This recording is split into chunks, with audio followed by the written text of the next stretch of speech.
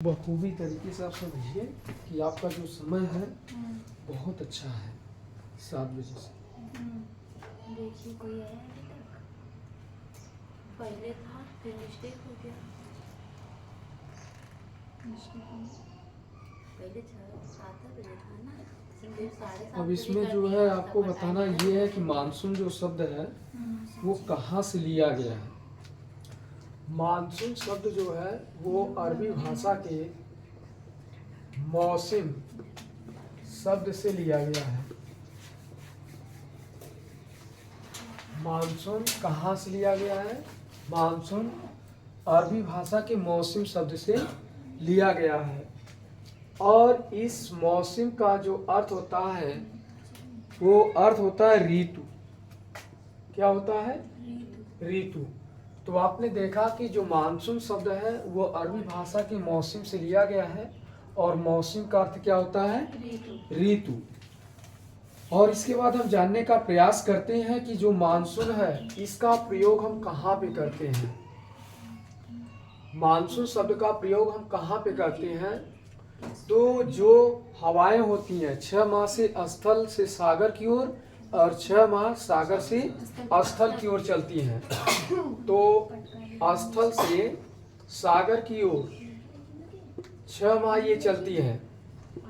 तो यहाँ पे जो है मानसून का प्रयोग होता है और फिर ये सागर से स्थल की ओर 6 माह चलती हैं। 6 माह स्थल से सागर की ओर और 6 माह सागर से स्थल की ओर चलती हैं। तो वहां पे हम किसका प्रयोग करते हैं? मानसून शब्द का प्रयोग करते हैं। इसके बाद देखें आप तो ये हवाएं ये जब चलती हैं ये क्या करती हैं? अपनी दिशा को भी परिवर्तित करती हैं। और दिशा को परिवर्तित क्यों करती हैं? क्योंकि ऋतु का प्रभाव होता है। ऋतु का प्रभाव कहने का मतलब कि मौसम का प्रभाव होता है। जब मौसम का प्रभाव पड़ता है तो ये अपनी दिशा क्या करती हैं? कभी उत्तर परिवर्तित करती हैं, कभी दक्षिण, कभी पश्चिम, कभी पूरब। इसके बाद आप देखेंगे तो जो आपका भारत होता है, ठीक है ना, मैप तो नहीं लाए हैं ना? अच्छा लाए हैं। तो उसमें आप जो है भारत को देख लीजिएगा। भारत के मैप को आप देखिए, उसमें जो छोटा वाला मैप होगा तो उसमें आपको जो है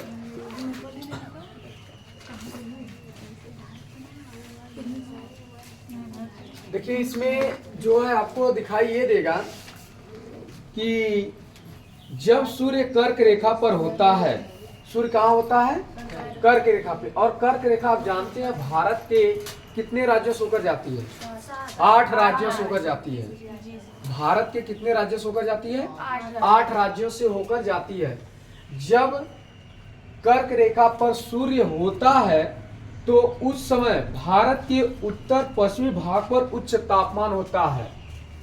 अब देखिए भाई, स्वाभाविक सी बात है, ग्रीष्म ऋतु है, ग्रीष्म ऋतु का समय है और ग्रीष्म ऋतु के समय में जब सूर्य कर्क रेखा पर होता है तो भारत के ऊष्मी भाग पर तापमान क्या होगा? ज्यादा होगा या कम? हाँ, तापमान उच्च होता है, तापमान ज्यादा होता है। जब तापमान यहाँ पे ज्यादा होगा तो यहाँ की हवाएं क्या होंगी? हल्की होंगी। यहाँ की हवाएं गर्म होंगी और ये गर्म होकर ऊपर उठती हैं और ऊपर इसलिए उठ रही हैं क्योंकि ये हल्की हो गई हैं। ठीक है ना? हमने देखिए यही कहा है कि ग्रीष्म काल में जब कर्क रेखा पर सूर्य होता है, ग्रीष्म काल में जब सूर्य कर्क रेखा पर होता है तो भारत के उत्तर पश्चिमी भाग में तापमान अधिक होता है। जब तापमान अधिक होता है तो वहां की वायु क्या होती है? हल्की होती है और हल्की होने के बाद ऊपर उठना शुरू कर देती हैं। तो बताइए दाब कैसा होगा? निम्न वायुदाब होगा। कैसा दाब होगा? निम्न वायुदाब होगा। और ये निम्न वायुदाब है, इसीलिए तो हवाएं ऊपर उठ रही हैं। निम्न वायुदाब है ना, तो हवाएं क्या होती हैं? ऊपर उठती हैं। जब हवाएं ऊपर उठती हैं तो हम कहते हैं कि निम्न वायुदाब बन रहा है। यानी यहाँ पे उच्च तापमान और कैसा वायुदाब, निम्न वायुदाब बन जाता है। इतना आपने समझा कि यहाँ पे उच्च तापमान और निम्न वायुदाब हो गया। फिर इसके बाद हम देखें, यही उत्तर पश्चिमी वाला इलाका है, इसके पीछे आप देखें तो यहाँ पे क्या है, यहाँ पे क्या है, सागर है, ठीक है ना, अरब सागर है कि नहीं है, तो सागर है। तो इस सागरी भाग में अब बताइए, यहाँ पे तापमान, यहाँ पे उच्च तापमान है, यहाँ पे तापमान कैसा होगा, निम्न तापमान होगा, यानी तापमान जो है आपका कम होगा, लेकिन वायुदाब कैसा होगा, उच्च वायुदाब होगा। कैसा होगा, उच्च वायुदाब होगा, ठीक है ना, उच्च वायुदाब होगा। और यहाँ पे जो है निम्न तापमान है, क्या है, निम्न तापमान है। फिर से सुन लीजिएगा, जब सूर्य कर्क रेखा पर होता है तो भारत के उत्तर पश्चिमी भाग पर उच्च तापमान होने के कारण वहां पर निम्न वायुदाब बन जाता है।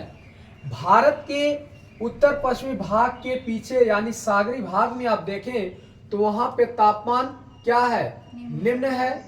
तो जब तापमान निम्न है तो वायु क्या है, भारी है। तो इस तरीके से हम कह सकते हैं उच्च वायुदाब है। क्या है, उच्च वायुदाब है। तो इससे हवाएं ग्रीष्म काल में सागर से स्थल की ओर चलती हैं। तो हवाएं बताइए हमेशा किस तरफ से लेकर किस तरफ की ओर जाती हैं, हाई प्रेशर से लो प्रेशर की ओर चलती हैं। तो हवाएं जो है उच्च वायुदाब से निम्न वायुदाब की तरफ चलती हैं, ठीक है ना। तो हवाएं इस तरीके से हम कह सकते हैं ग्रीष्म काल में हवाएं सागर से स्थल की ओर जाती हैं। तो ये भाग आप देख रहे हैं, ये कौन सा भाग है, सागरी भाग है, और ये कौन सा भाग है, स्थलीय भाग है। तो ग्रीष्म काल में हवाएं स्थल से सागर की ओर चलती हैं, हाँ, सागर से स्थल की ओर चलती है, ठीक है ना। ये हवाएं आर्द्रता युक्त होने के कारण अब ये हवाएं जब बहती हैं तो अपने साथ नमी धारण करती हैं, आर्द्रता धारण करती हैं, और यही आर्द्रता धारण करके भारतीय उपमहाद्वीप में क्या करती हैं, वर्षा करती हैं। क्या करती हैं, वर्षा करती हैं। और जब सूर्य शीतकाल में मकर रेखा पर होता है, इतना तो आप समझ गए ना। अब यहां पे देखिए,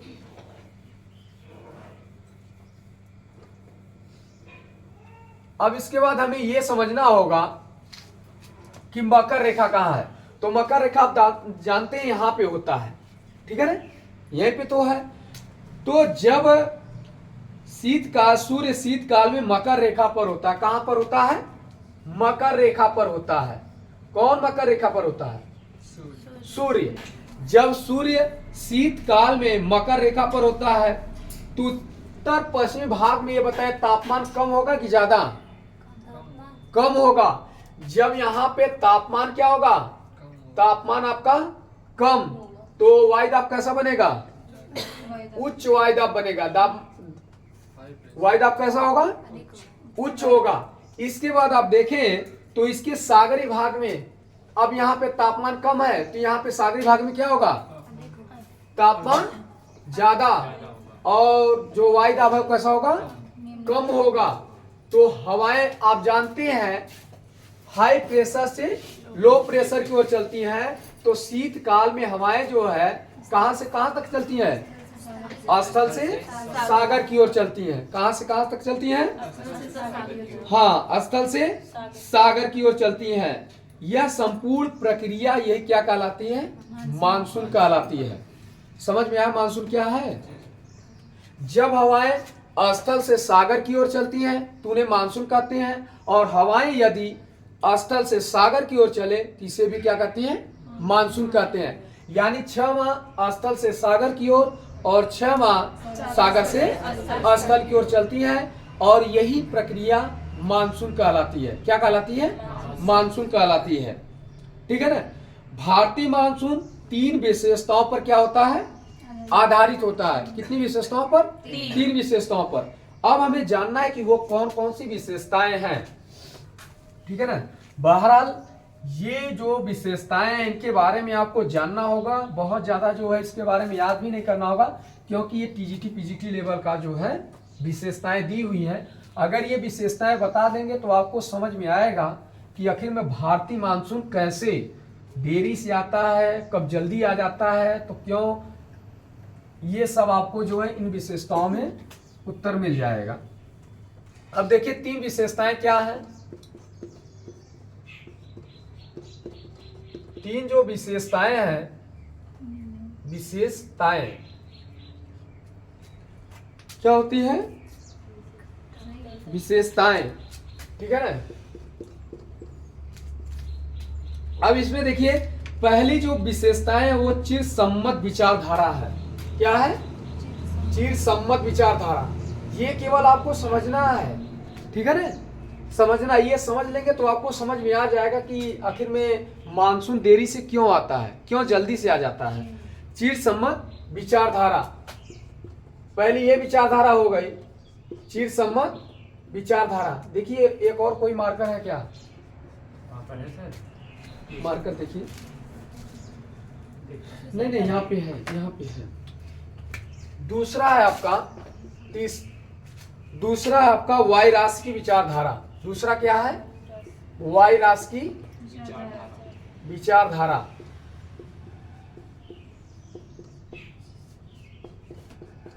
तीसरा है आपका जो है जेट स्ट्रीम विचारधारा, जेट स्ट्रीम विचारधारा, ठीक है ना। तो जो भारतीय मानसून है इसके संदर्भ में 3 विचारधाराएं निम्नलिखित हैं। पहली विचारधारा है चिर सम्मत विचारधारा, दूसरी विचारधारा वाई राशि की, तीसरी विचारधारा जेट स्ट्रीम की विचारधारा। अब हमें यह समझना होगा चिर सम्मत क्या है। आपने नाम लिया तो चिर सम्मत है, लेकिन चिर सम्मत में आप बताइए जो कंडीशन निहित है, तो चिर सम्मत को हमें पहले समझना है। तो आप देखिए कि ये जो चिर सम्मत विचारधारा ये सबसे पहले भारतीय मानसून के संदर्भ में प्रकट किया गया था।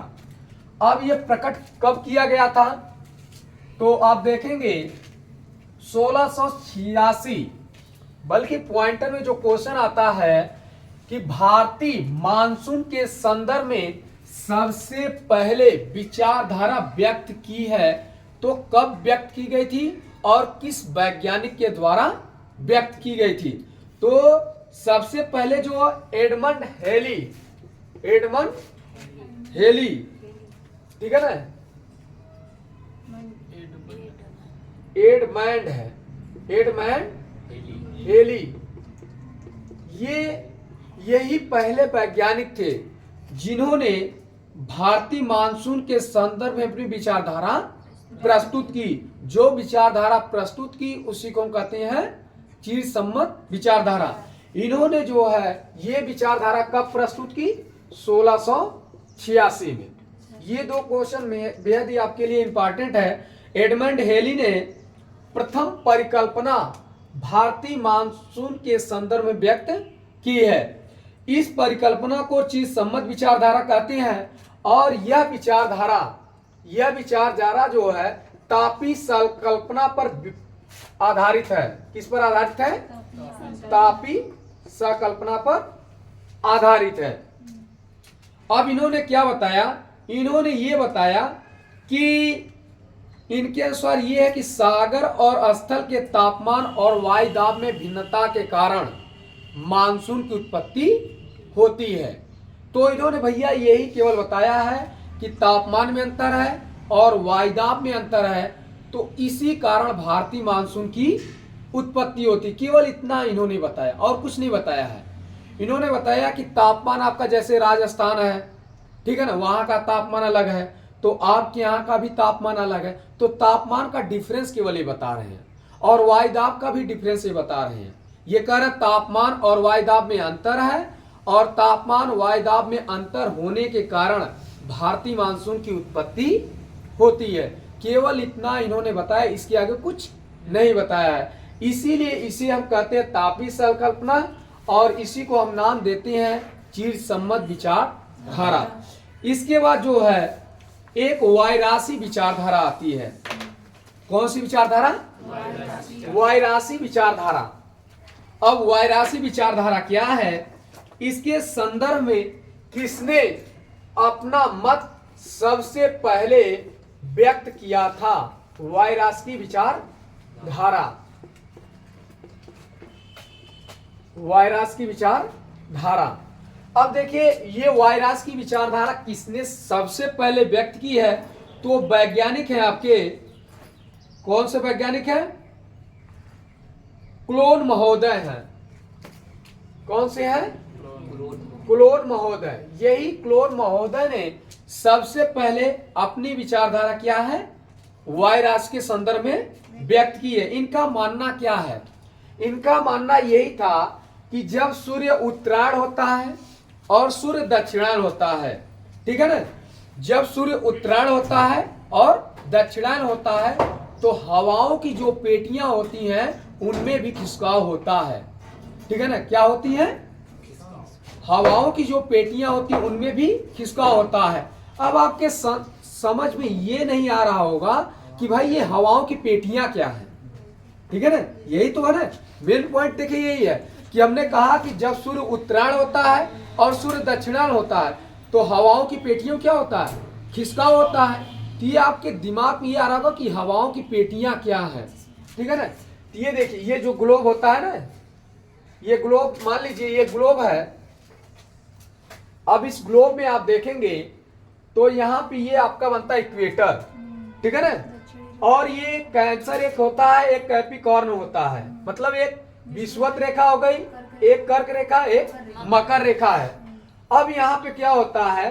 अब इस मकर रेखा के पहले आप देखेंगे 10 अंश यहाँ पे होता है। मकर रेखा तो आपका 23 से 1/2 अंश पे होती है, ठीक है ना। ये मकर रेखा है और ये कर्क रेखा 23 से 1/2 अंश, यानी ये कर्क रेखा हो गई और ये मकर रेखा हो गई। 10 अंश ये है और 10 अंश यहाँ पे होता है। जो इसके बीच जो पेटियां पाई जाती हैं इन्हीं को हम कहते हैं वायदाव पेटी। अब ये जो पेटियां होती है काफी आपकी जो है शांत होती हैं, ठीक है ना। यहाँ पे क्या होती हैं? शांत होती हैं।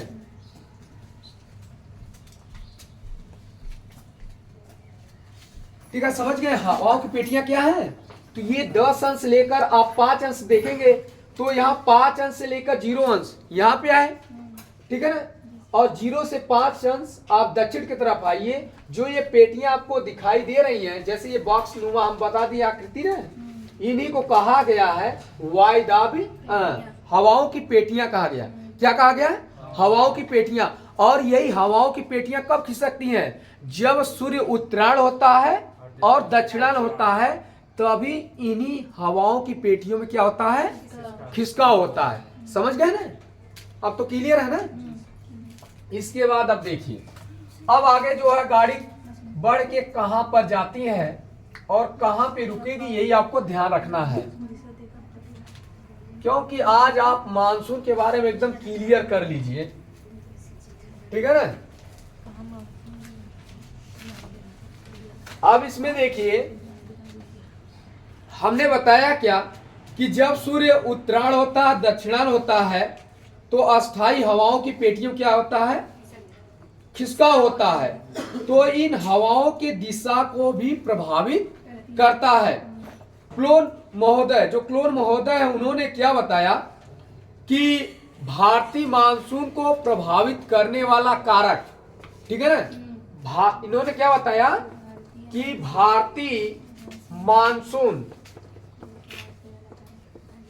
को प्रभावित करने वाला, ठीक है ना। अब इन्होंने वो उन कारकों का नाम दिया है जो कारक भारतीय मानसून को प्रभावित करते हैं, ठीक है ना। उन कारकों का नाम दिया है किसने? क्लोन महोदय ने दिया है, ठीक है ना। किसने दिया है? क्लोन महोदय। ये तो जगह है ना, ये दिखाई दे रहा है ना। अब उन कारकों के बारे में जो है बताया है जो कारक भारतीय मानसून को क्या करते हैं, प्रभावित करते हैं। तो उन्होंने सबसे पहले ये बताया कि भारत उत्तरायण और दक्षिणायन होता है, तो ये भारतीय मानसून को क्या करता है, प्रभावित करता है। इसके बाद उन्होंने बताया अंतरा उष्ण कटिबंधीय खिसकाव होता है, और क्या बताया इन्होंने, अंतरा उष्ण कटिबंधीय, ठीक है ना, अंतरा उष्ण कटिबंधीय का भी खिसकाव होता है, ठीक है ना। यानी सूर्य का उत्तरायण और दक्षिणायन होना ये भारतीय मानसून को प्रभावित करता है। दूसरा इन्होंने बताया जो है ITCZ,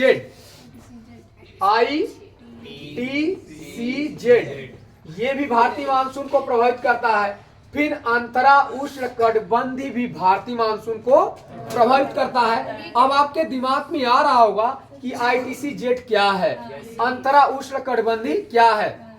ITCZ जो है ये होता है इंटर ट्रॉपिकल, और ये सी से क्या हो जाएगा, नहीं कंट्रोल नहीं, देख लीजिएगा, जड़ से जोन होगा, हाँ जोन, ये तो जोन हो गया, सी से नहीं आ रहा।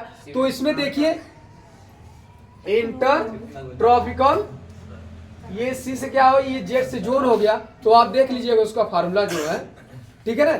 इसमें हमने ये बताया। अब दूसरा क्या हमें जानना है, ये अंतरा उष्ण कटिबंधीय, ठीक है ना, हमें ये जानना है कि ये अंतरा उष्ण कटिबंधीय क्षेत्र है कहाँ, ठीक है ना। तो ये जो अंतरा उष्ण कटिबंधीय क्षेत्र है ये आपका उत्तर भारत में होता है। उत्तर भारत में ना उष्ण कटिबंधीय क्षेत्र है, हाँ कन्वर्जेंस यही है ना, तो कन्वर्जेंस है। अब यहाँ पे आप देखेंगे ये जो अंतरा उष्ण कटिबंधीय जो क्षेत्र है भारत के उत्तर में पाया जाता है, और इसका भी खिसकाव होता है, तो ये भी क्या करता है, भारतीय मानसून को प्रभावित करता है। अब ये क्लोन महोदय का मानना था कि ग्रीष्म काल में उत्तर भारत में जब उच्च तापमान होता है तो वहां पे उच्च तापमान होने के बाद सागरी भाग में क्या होगा, ये बताइए। अगर यहाँ पे उच्च तापमान है कहाँ, आपका स्थल में, तो यहाँ पे तापमान कैसा होगा, निम्न वायुदाब होगा। तो सागर में क्या होगा, उच्च वायुदाब होगा ना, यही बोलना चाहिए सबको जो है, उच्च वायुदाब होगा, ठीक है ना। तो हवाएं क्या होती हैं, वो हाई प्रेशर से लो प्रेशर की ओर चलती है, तो ये अपने साथ क्या करती हैं, आर्द्रता लेकर चलती हैं और भारतीय उपमहाद्वीप में वर्षा करती हैं, ठीक है ना। ये तो इनका जो है सही हो गया, ठीक है ना। ये जो है ये आप देखेंगे जो एडमंड हेली प्रस्तुत किए थे उनके अनुसार ये क्या होते हैं, सही हो गए हैं। अब इसके बाद देखें कि जब ग्रीष्म काल में ITCZ सूर्य के साथ साथ उत्तर की ओर खिसकता है, इस खिसकाव से विषुवत रेखा को पार करता है, और जब यह विषुवत रेखा को पार करने के बाद, विषुवत रेखा कहाँ है, विषुवत रेखा आप देखेंगे भारत के एकदम दक्षिण वाले इलाके यानी ऑस्ट्रेलिया के पास आप देखेंगे, ठीक है ना, वहां पे है। तो वहां पे होती है दक्षिण पश्चिम पछुआ पौने होती हैं। कौन सी पौने, हाँ पछुआ पौने, दक्षिण पश्चिम पछुआ पौने, ठीक है ना, दक्षिण पश्चिम पछुआ पौने, गजब का नाम है, पछुआ पौने, ठीक है ना, दक्षिण पश्चिम पछुआ पौने या पवन, ठीक है ना। जब ये पहुंचते हैं हिंद महासागर में, ठीक है ना, कहां पहुंचती हैं, हिंद महासागर में, तो हिंद महासागर से ये जो है दो दिशाओं में बढ़ जाते हैं। एक जो है चला जाता है अरब सागर की ओर और एक चला जाता है बंगाल की खाड़ी में, ठीक है ना। आपने देखा कि ये कब दो दिशाओं में विभक्त होते हैं, जब विषुवत रेखा को आपका ये सूर्य का जो स्थिति है वो पार करता ITCZ, जब ये विषुवत रेखा को पार करता है तो दक्षिण पश्चिम पछुआ पौने प्रभावित होती हैं और ये हिंद महासागर में होकर दो भागों क्या होती हैं, विभक्त हो जाती हैं। एक भाग जो आपका अरब सागर की ओर चला जाता है और दूसरा भाग कहाँ चला जाता है, बंगाल की खाड़ी पर चला जाता है। तो यहाँ पे आप देख रहे हैं कि यहाँ पे अनियमितता भी दिखाई दे रही है। दिखाई क्या दे रही कि एक तो मानसून को जाना चाहिए कहाँ, उत्तर पश्चिमी भाग में पूरे को, लेकिन एक भाग जो है बंगाल की खाड़ी की तरफ चला जा रहा है। क्यों ऐसा हो रहा है? तो इसके बारे में भी उन्होंने जो है प्लोन महोदय ने समझाया है कि इसका अगर कोई जिम्मेदार है तो वो जिम्मेदार है एल नीनो जलधारा। नाम सुने नहीं सुने? एल नीनो जलधारा यही भारतीय मानसून को क्या है, प्रभावित कर रही है और इसीलिए दो भागों क्या होते हैं, बढ़ जाते हैं। ठीक है ना? इतना हो गया कि नहीं हो गया? थोड़ा आप लिख लीजिए, नहीं तो हम बोलते बोलते जो है थक जाएंगे।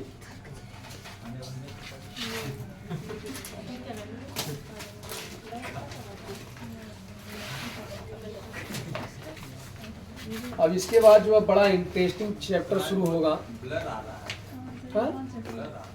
ब्लर सही कर दी इसको। आइए आइए आइए भाई, सही करिए, देखिए इसमें क्या सही हो गया। अच्छा ठीक ठाक है। अच्छा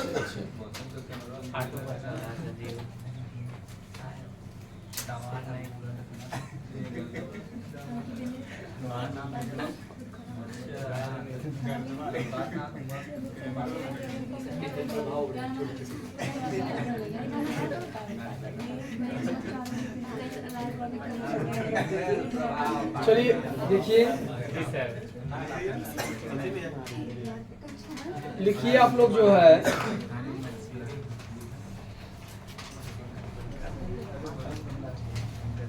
भारतीय मानसून, चैप्टर का नाम है भारतीय मानसून। हाँ भाई, भारतीय मानसून।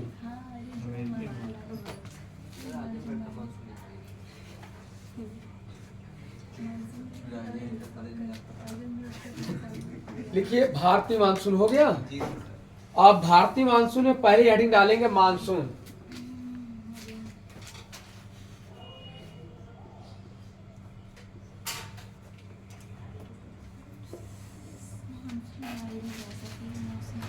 मानसून शब्द अरबी भाषा के मौसम शब्द से लिया गया है।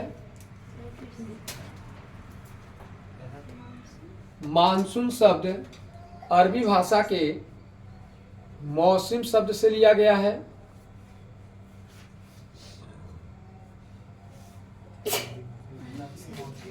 हाँ, मौसम मौसम है भाई। कहा है आप जो अपने मन में जो है ठाल रहे हैं कुछ और, मौसी मौसी कर रहे हैं। मौसी नहीं, मौसम है। लिखिए जिसका शाब्दिक अर्थ ऋतु होता है, जिसका शाब्दिक अर्थ ऋतु होता है।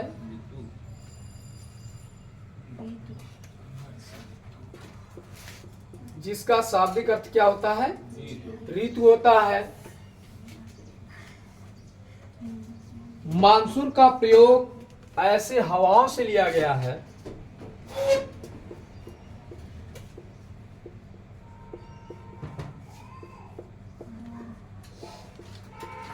मानसून का प्रयोग ऐसे हवाओं से लिया गया है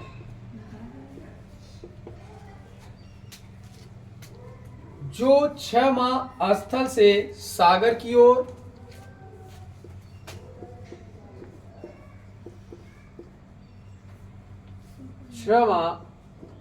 स्थल से सागर की ओर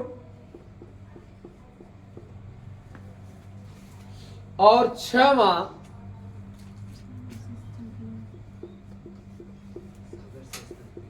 हाँ 6 माह सागर से स्थल की ओर।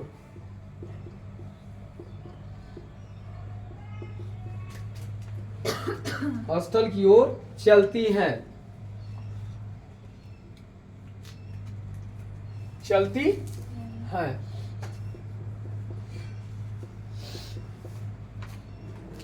आगे लिखिए, ऋतु परिवर्तन के प्रभाव के कारण ये हवाएं अपनी दिशाओं को परिवर्तित करती रहती हैं। हाँ, ऋतु परिवर्तन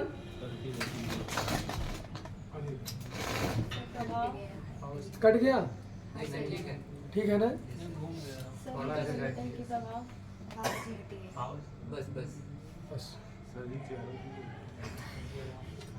बस ये व्हाइट बोर्ड आ रहा है ना? हम भी आ रहे हैं। चलिए, अच्छा ठीक। लिखिए, ऋतु परिवर्तन के प्रभाव के कारण ये हवाएं अपनी दिशाओं को परिवर्तित करती रहती हैं।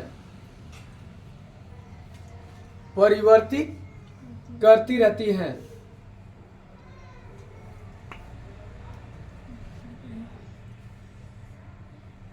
अपनी दिशाओं को परिवर्तित करती रहती हैं।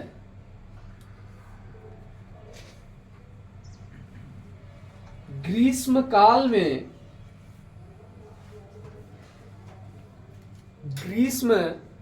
काल में जब सूर्य कर्क रेखा पर होता है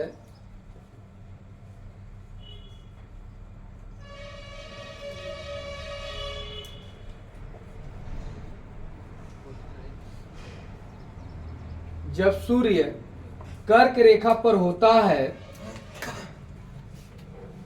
तो भारत के उत्तर पश्चिमी भाग में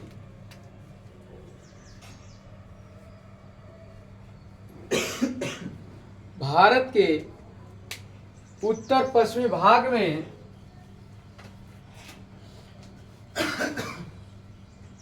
उच्च तापमान होने के कारण निम्न वायुदाब बन जाता है। उच्च तापमान होने के कारण निम्न वायुदाब बन जाता है।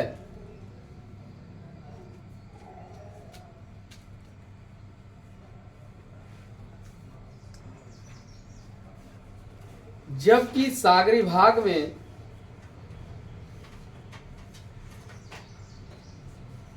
उच्च वायुदाब बना रहता है। जबकि सागरी भाग में उच्च वायुदाब बना रहता है।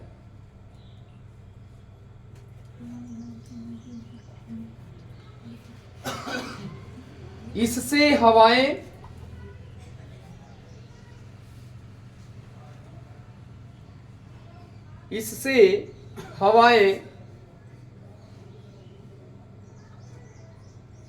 ग्रीष्म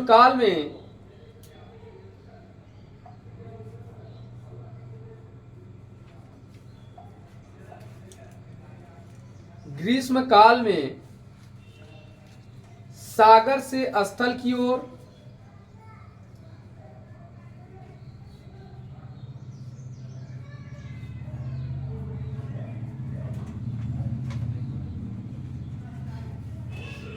इससे हवाएं ग्रीष्म काल में सागर से स्थल की ओर चलती हैं।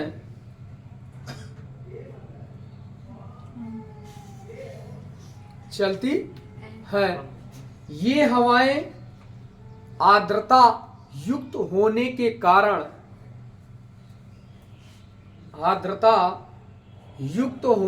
कारण भारतीय उपमहाद्वीप में वर्षा करती हैं। भारतीय उपमहाद्वीप में वर्षा करती हैं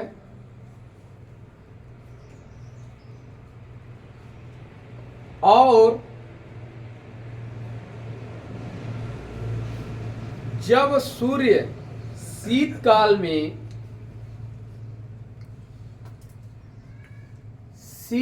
में मकर रेखा पर होता है तो उत्तर पश्चिमी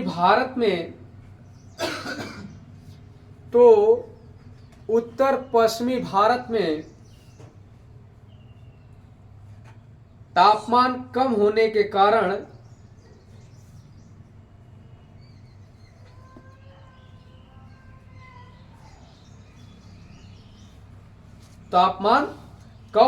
कारण उच्च वायुदाब बन जाता है। इससे हवाएं स्थल से सागर की ओर चलती हैं।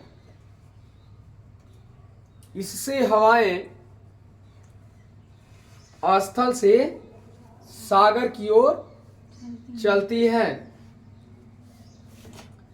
यही संपूर्ण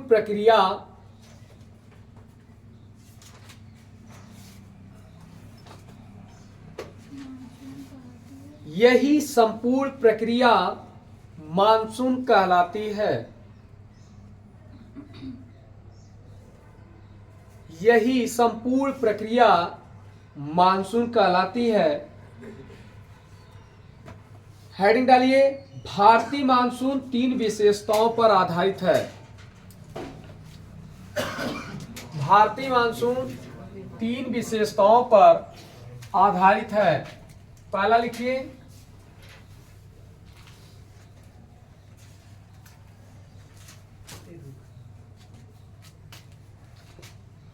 भारतीय मानसून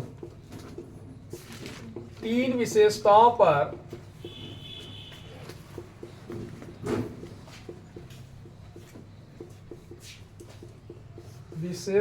पर आधारित है। पहली विशेषता आपकी क्या है? मानसूनी हवाओं का ऋतु के साथ उत्क्रमण। पहला लिखिए,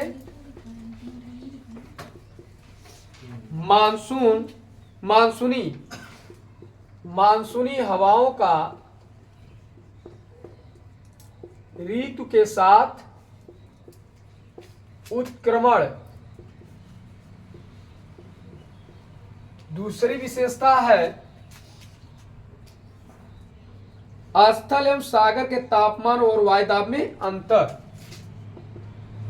स्थल एवं सागर के वायुदाब में अंतर।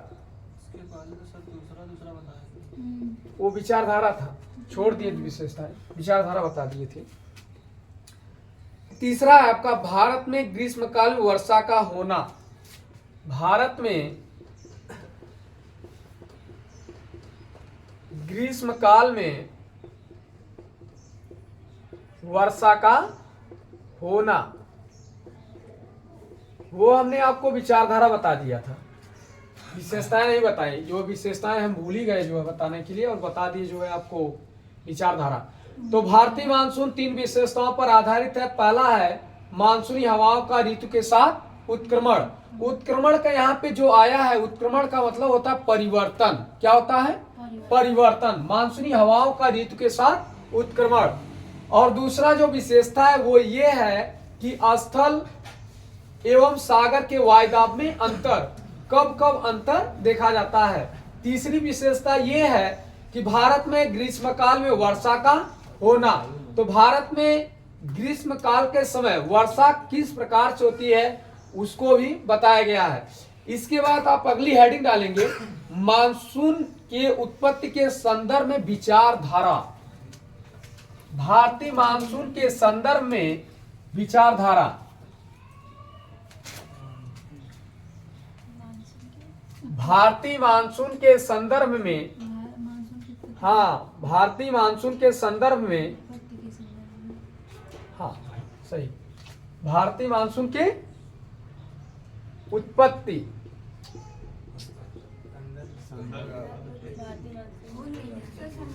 के संदर्भ में विचारधारा। उत्पत्ति सही बताया इन्होंने, जो ध्यान दिलाया है। भारतीय मानसून के उत्पत्ति के संदर्भ में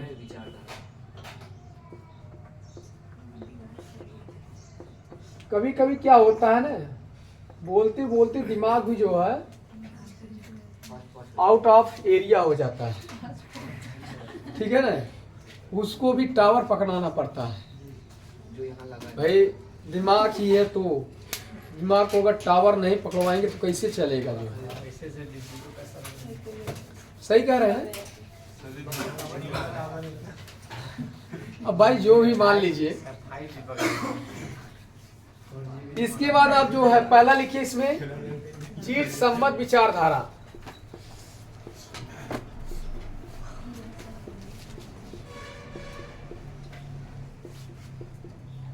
दूसरा लिखिए वायुराश की विचारधारा। हाँ, वायुराश की विचारधारा।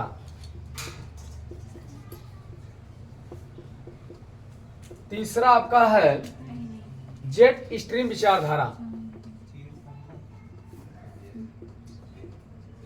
जेट स्ट्रीम की विचारधारा।